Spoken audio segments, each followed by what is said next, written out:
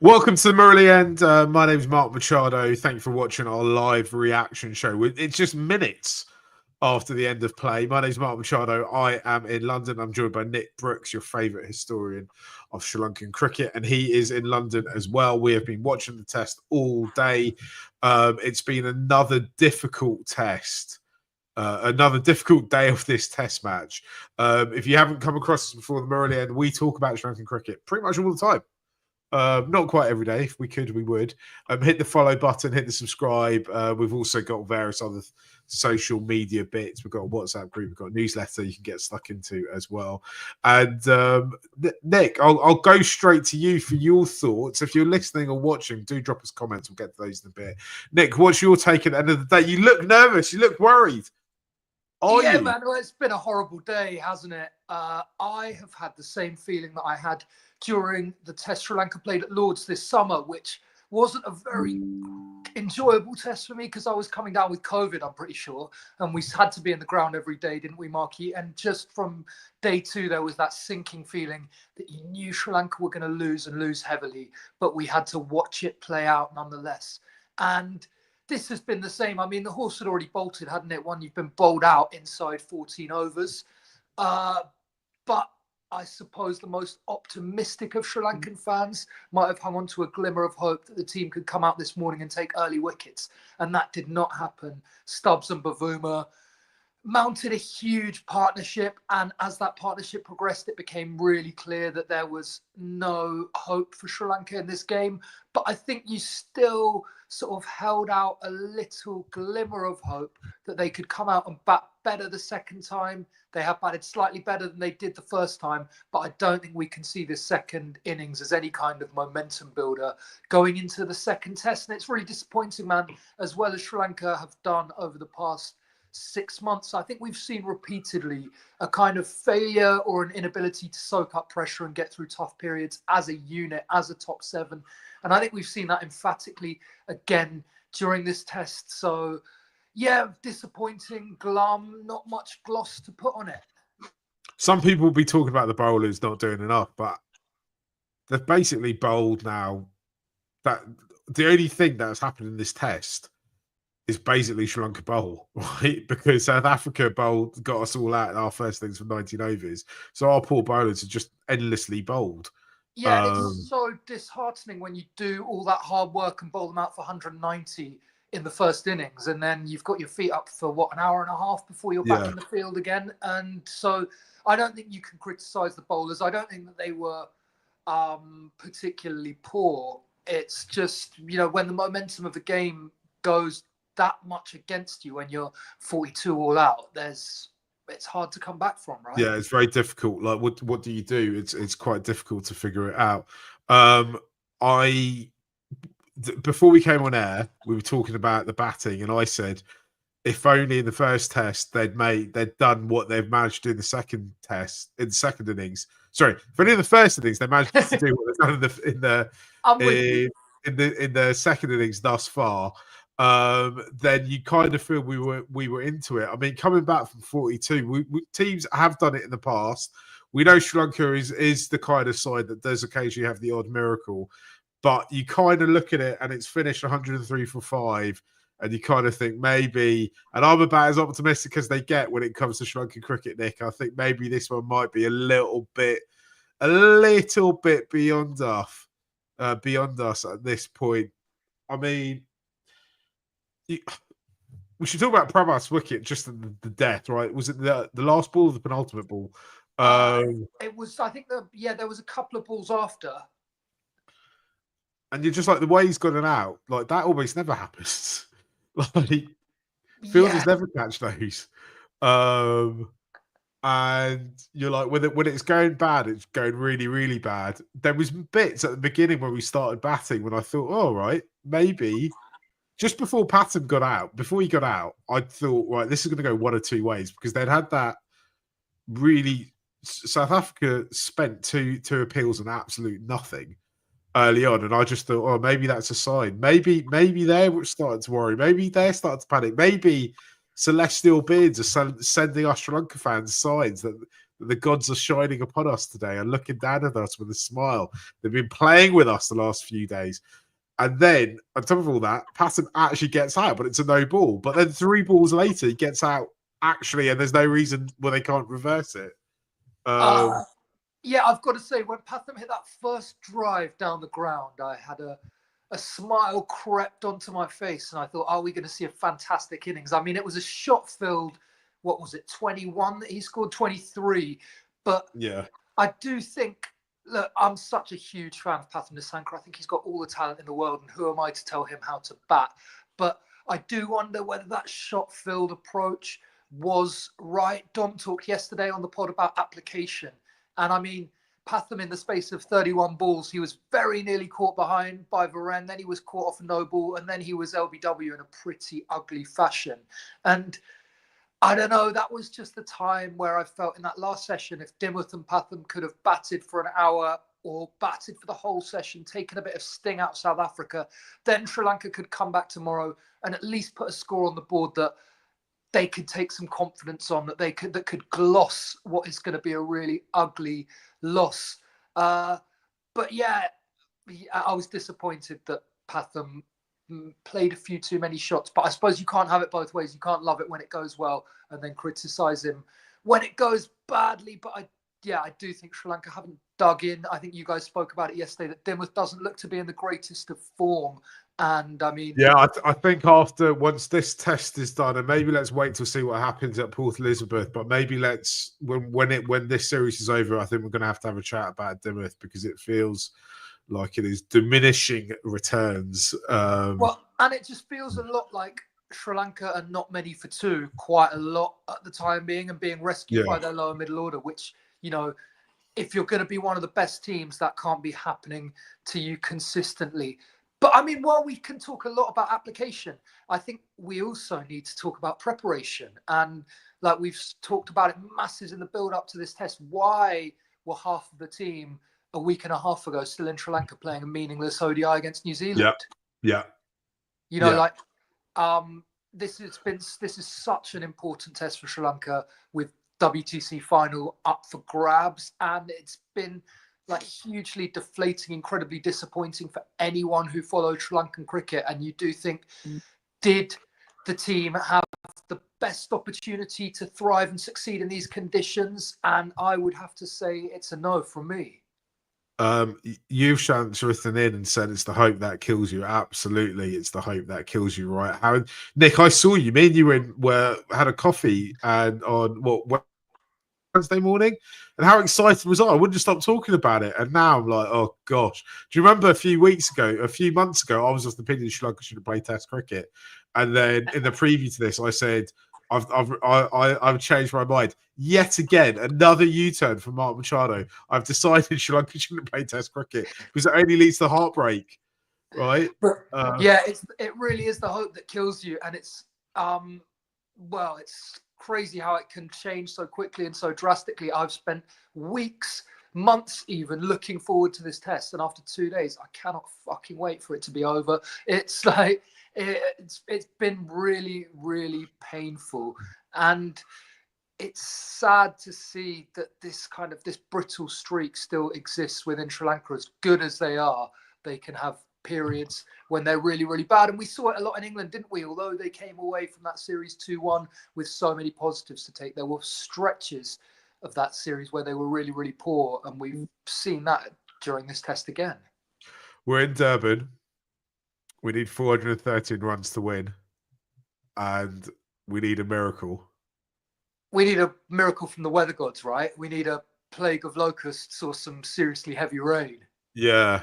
As Ryan's written in, if you're watching, leave your comments. We can react to them. We are live, and if you're watching and you haven't hit the subscribe, please do. It really helps us. He said Jaiswal showed how to do that in Australia, tied the Aussie bowlers by just not getting out. Shouldn't we supposed to do something like that? Do you know what? Right, I was watching it, and that's exactly what I was hoping would happen. Right, and actually, I thought Dimuth is potentially the ideal person to be here, because he is the guy who's just can sit through 15, 18, 19, 20 overs of whatever the Oppo have got and just make 8 runs in 20 overs, and B, kind of see that ball away till it gets old.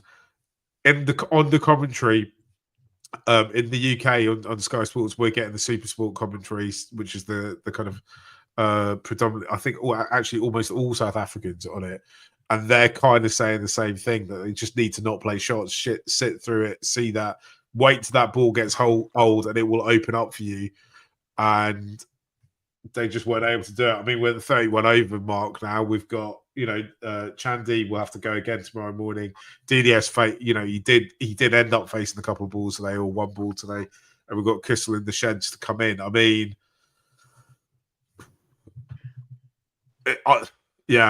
pray for rain, pray for, get on the phone to the Chinese and ask them to seed the clouds.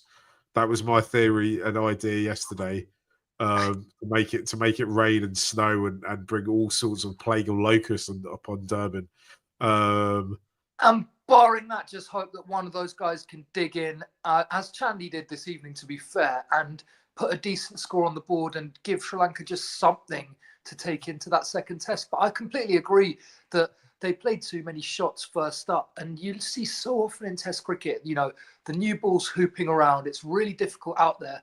But if you can get through that first session, bowlers start to tire, the ball loses its shine, and suddenly it gets a lot easier. We saw it in the England-New Zealand test last night, the morning session.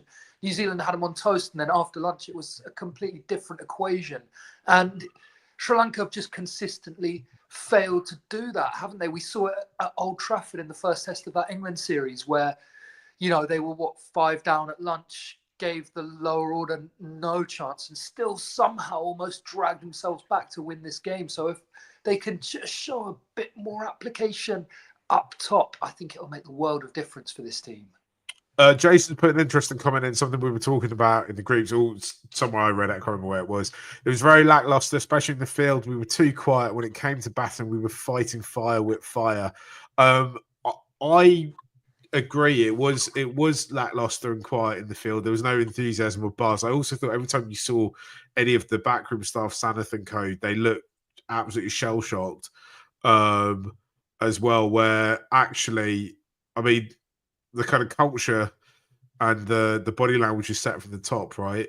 They need to look at that on the India sides of past, and how they can go from being walloped by New Zealand to going and spanking Australia at Perth, and think about the way they've done that. I think, and it comes with the older players and the coaching staff, right? If they're not setting the right tempo, I don't know what had happened. Obviously, I don't know what happened when the guys went in at the end of play yesterday, whether they were, hairdryer treatment and screamed and shouted at, or what the attitude was.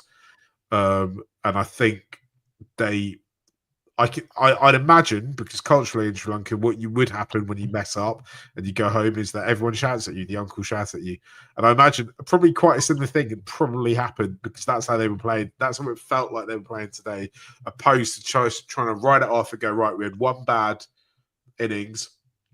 We bowled well before that. If we can get them out for not much, we've got ourselves a chance. Now they're in a situation where they've had one bad innings. That's now led to a bad go at having a bowl at them. And now we're 103 for 5. So, yeah, we've turned one bad thing into, it's about stopping the rot. Sorry, Nick, am I just babbling on here? No, not at all. And I mean, I agree with you to an extent, Marky, but I do have a bit of sympathy for the team. They were undoubtedly flat this morning, but I think that first innings was so bad and in such an important game that I think it is understandable that they were a little bit shell-shocked. And I've been quite vocal about saying that this team under Sanath Jayasuriya seems to have developed a bit of a tougher streak and a bit more resilience, but we haven't seen that in this test, and they really need to find it fast, because, if they're going to lose this series 2-0 and they lose both tests heavily, it stops in its tracks a lot of the momentum that they've built up this year. And, it's going to be really hard to turn it around after this result, but they've got to find a way to be considerably better. Dennis has said, commented, I was a bit confused by the second innings approach. The run rate was pretty high, and we're playing some loose shots to start when I expected a lot more defense in an attempt to bat long. Thoughts. I agree. Like, I'm totally with you on this. I think they've clearly thought about what went wrong in the first innings, and I think at points we saw flashes of it, but there wasn't enough of it, and I don't know. Maybe we're all wrong, and maybe actually you should always tell Patton to go out and play the game that he wants to play, because when it comes off, it's great. But I just think if that's the game that he wants to play, and he's had so much success in white ball cricket playing that way, but at Test cricket, if he's going to play that many shots, I think he'd be better suited to batting at 3 than he would to opening against that new ball. Yeah, I mean, we talked about preparation. We're going to have a longer dissection of this at the end. Nick, should we leave it there? Oh, one more comment's just come in. I know it's harsh on the bowlers, but I think we gave away the advantage in SA's first innings. I kind of think so. When we bowled them all out for 191, I kind of felt, yeah, we would have taken that at the end, but I'm not sure. Like, it kind of doesn't matter, right? Because we're talking about 30 or 40 runs. But the reality is, if you're going to come out and bat like we did yesterday, it almost doesn't matter, right? Yeah, I agree. But yeah. I do think they'll probably feel that what South Africa were 83 for 5 in that first innings, and then Mulder went off, retired hurt not long after that. And for South Africa to then drag themselves all the way up to 191, you could say Sri Lanka let them get away with a few too many. But I think at that state of the game, you feel, look, you've come in, you've bowled the hosts out for 190, you're on top in this game. And as you alluded to earlier, Marky, you know, if someone gets a 40, if a couple of guys get 40s, you're up to 150 and you're 40 behind and you're right in the game, but conceding a lead of, what was it, 150 in the end. I just think that was shattering for Sri Lanka, and it just knocked any wind out of their sails. I think even if we'd ended up getting 80 in that first innings and we're only 100 runs behind, it's a totally different. It's a totally different game. It was just so catastrophically bad that it's really, really hard to recover from. And I mean, I wonder, maybe someone out there's got the answer to this for us. What is what's the lowest total a team has made when winning a test? And I would hazard that no team has ever won a test making 42. Well, we'll find out next few days, won't we? Yeah, it's not a huge shout from me, that, to be fair. I mean, it's not speculative, is it? No. Nick, should we leave it there? We'll be back. Yeah, I think we should, because I'm sick of thinking about this test match. I had to go and eat about 1,000 donuts after the show yesterday. I think I've got to go play rugby actually in a few hours, so I'll be absolutely fine. I do have some good news for you though. I saw a place on Instagram yesterday, a shop in Walthamstow that's got a little Sri Lankan deli at the back, and I think they do mutton rolls for 80p. So I know the place is Muller Express. I go to I'm a regular at the Wembley branch. I used to only live about 5 minutes walk away from there. Woods, but it might be worth a pilgrimage. Oh mate, it's definitely Also, actually, while we're talking about General Sri Lankan Fair, I'm off to Colombo in a few weeks, and then I'm going to Melbourne. So two great places for mutton rolls. So if you've got any food recommendations for me, please leave them in the comments. Not just necessarily now, but even when we go off. Just before we leave, I'll just read Sachin's comment. Looks like boys will be all out for less than 191 again. Waikuru out there keeps playing around off stump and gets caught. Sachin, I think we're going to have to talk about Dimmoth. I'm not saying I disagree with you here, but I think we need to have a long Dimmoth chat, because I suspect, depending on what happens in the next test, I think we might be, if we don't get to that London game, and the equation doesn't change about how we get there, even if we lose this. If we don't get to that London game, then I think we might be seeing we're much closer to the end than we are the beginning. It's a bit like the final scene in Avengers Endgame, not quite the final scene, but the end of the battle, the way they actually defeat Thanos. We've got to this great moment, but at what cost? But don't worry, because there's another ODI World Cup in a few years, so Dimmock can make his return then. We've been the Murali End. Please do hit the subscribe. Please hit the follow. Tell everyone, who's in the Sri Lankan cricket. Leave me some comments on where the best Sri Lankan food is at in Colombo and Melbourne. Melbourne also. And we'll be back very soon. Thanks a lot. Bye. Bye.